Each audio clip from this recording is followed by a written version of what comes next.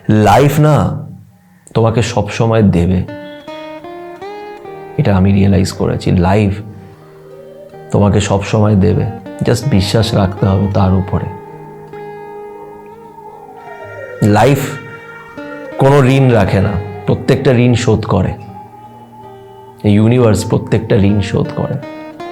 তুমি ভালো করবে, তুমি ভালোটা পাবেই। সে ভালো কখনোই তোমায় ছেড়ে যাবে না।